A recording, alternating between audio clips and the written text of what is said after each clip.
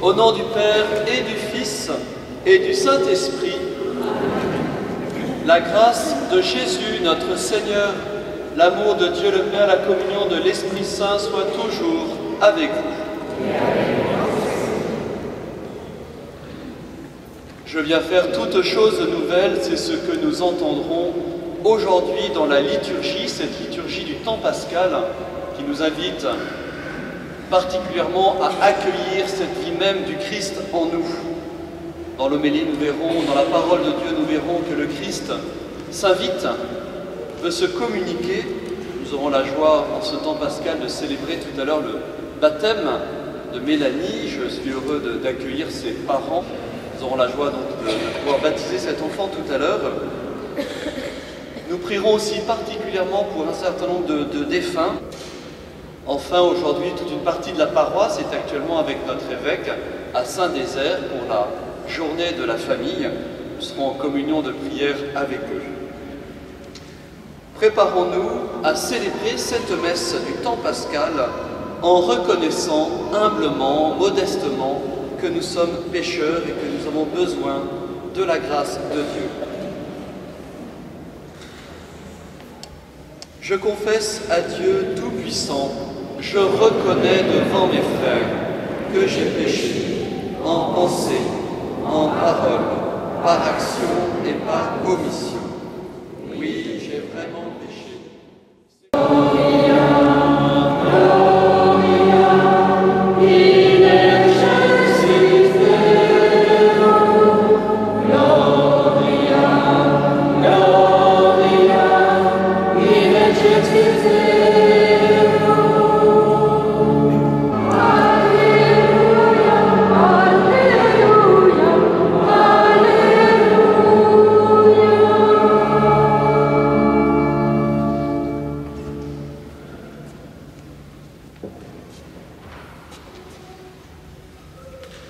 Le Seigneur soit avec vous. Évangile de Jésus-Christ selon saint Jean.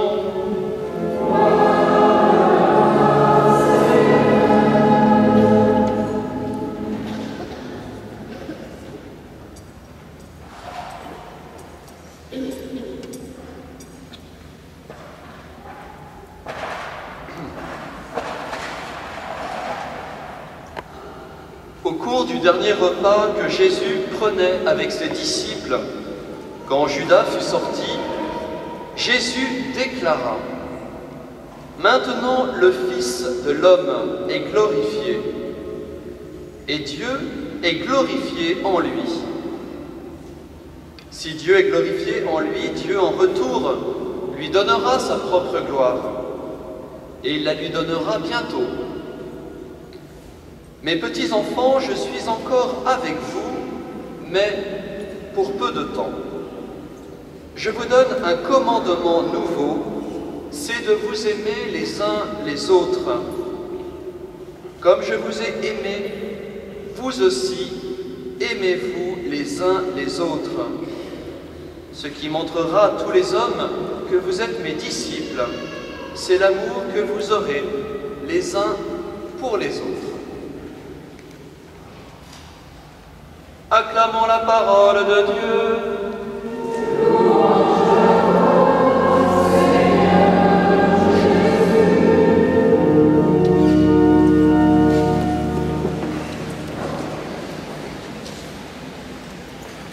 Frères et sœurs, en ce dimanche de temps pascal et en ce jour où nous allons baptiser Mélanie, il y a une question qui revient, qui est une question fondamentale.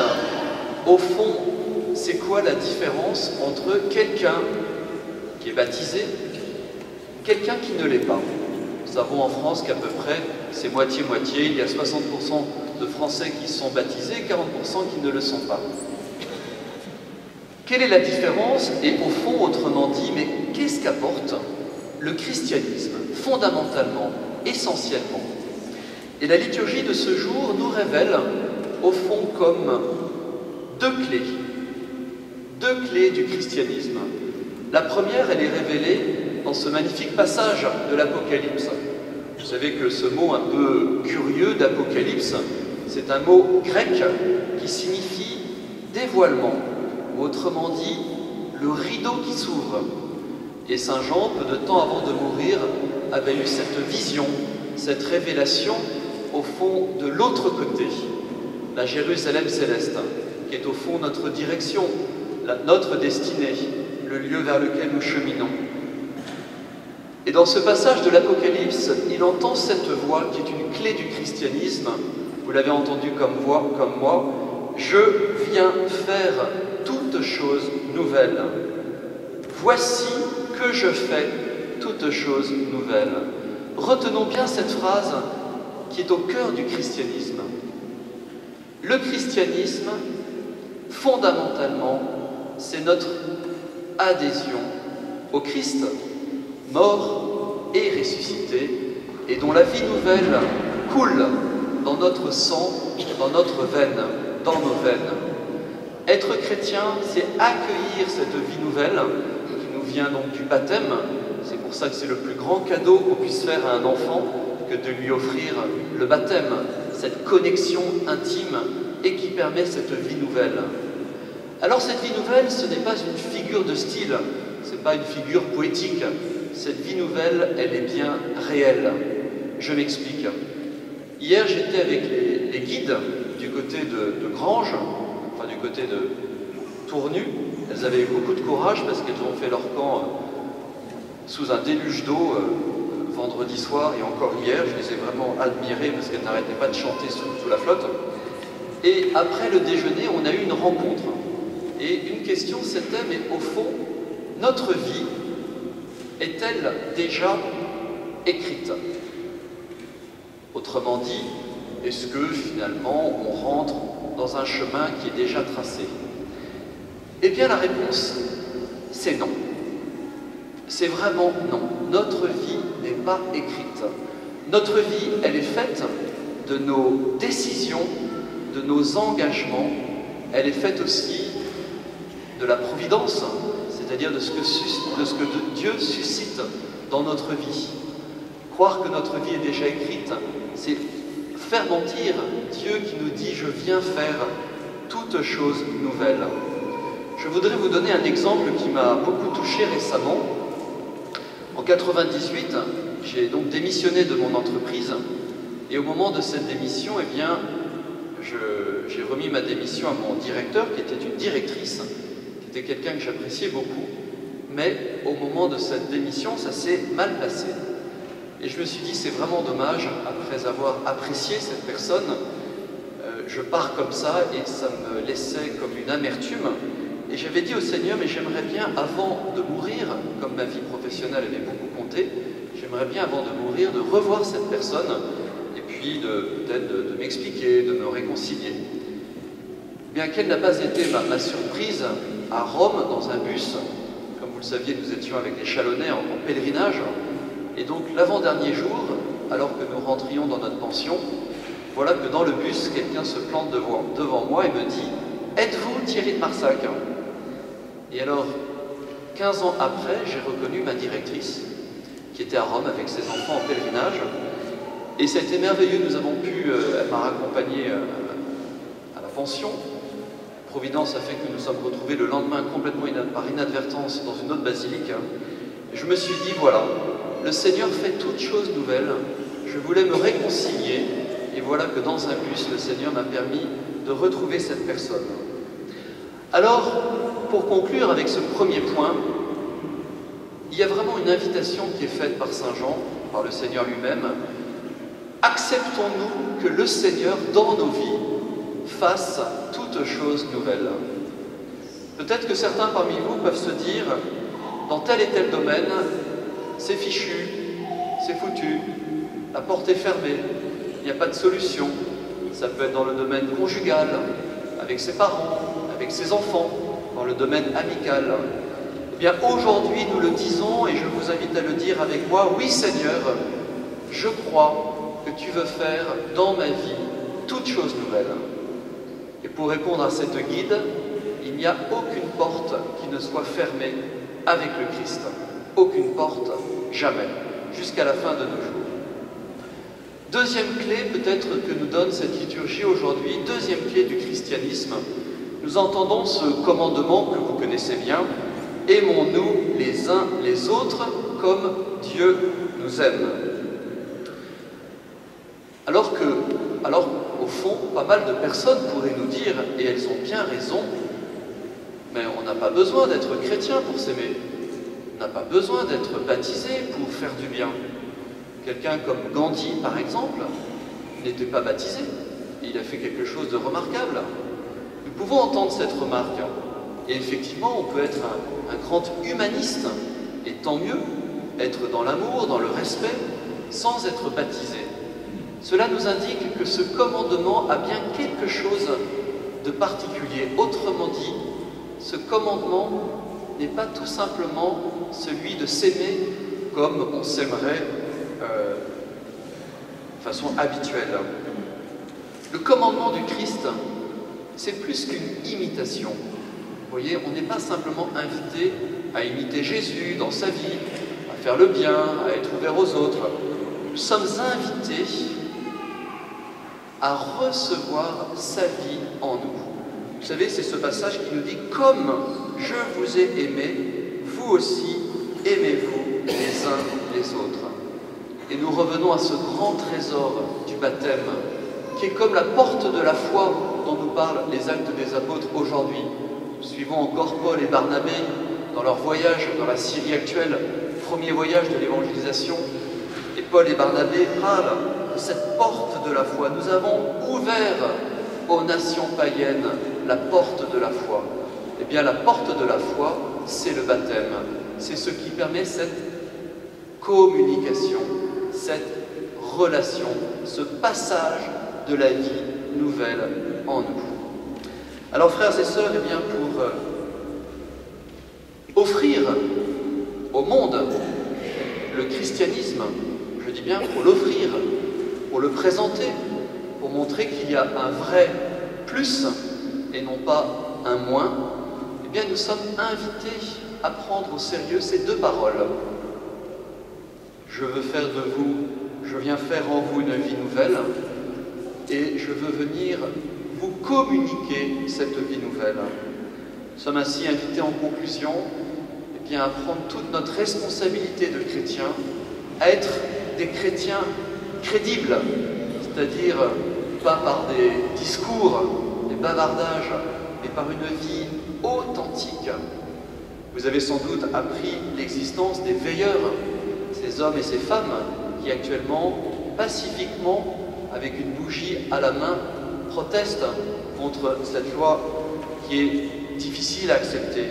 Eh bien, soyons des chrétiens pacifiques, soyons crédibles, vivons pleinement de ces commandements de l'amour. Amen.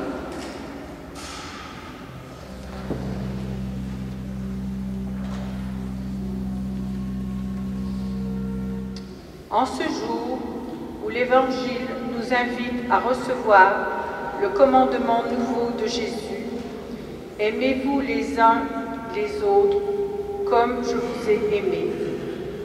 Que les responsables dans l'Église aient le souci de faire vivre nos communautés dans cet esprit d'amour et de générosité, et qu'au milieu de nous, dans notre quotidien, la présence du Christ, notre Dieu, soit toujours présente. Seigneur, nous te prions. Seigneur, entends la prière qui monte de nos cœurs.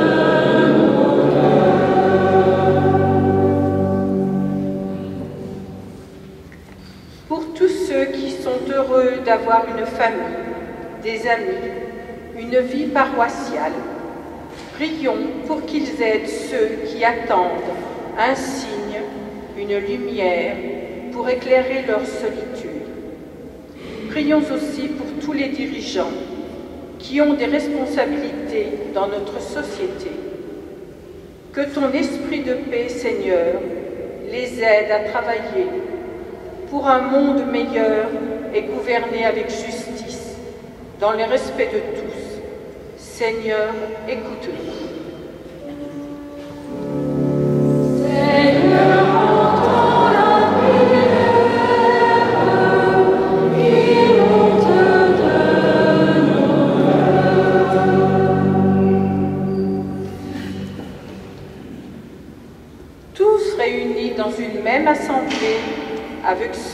prennent part à l'Eucharistie et ceux qui sont de cœur avec eux, mais n'ont pu être présents, que ce partage du don de vie tisse dans notre communauté un lien d'unité et d'amour fraternel. Rendons grâce au Seigneur et prions. Seigneur, entends la prière qui monte de nos cœurs.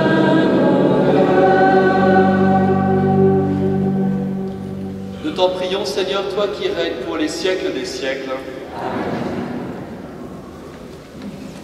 C'est pourquoi nous voici rassemblés devant toi et dans la communion de toute l'Église, en ce premier jour de la semaine, nous célébrons le jour où le Christ est ressuscité d'entre les morts. Par lui que tu as élevé à ta droite, Dieu Tout-Puissant, nous te supplions de consacrer toi-même les offrandes que nous apportons. Sanctifie-les par ton esprit pour qu'elles deviennent le corps et le sang de ton Fils, Jésus-Christ notre Seigneur, qui nous a dit de célébrer ce mystère.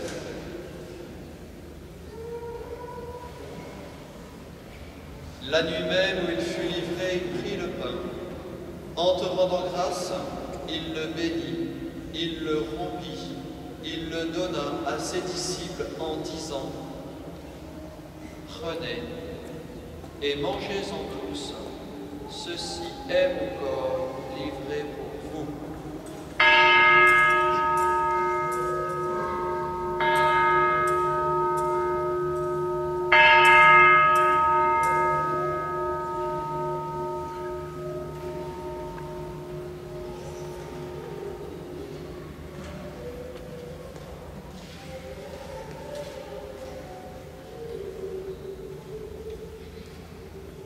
De même, à la fin du repas, il prit la coupe. En te rendant grâce, il la bénit. Il la donna à ses disciples en disant : « Prenez et buvez-en tous, car ceci est la coupe de mon sang, le sang de l'alliance nouvelle et éternelle, qui sera versé pour vous et pour la multitude en rémission des péchés. Vous ferez cela en mémoire de moi. »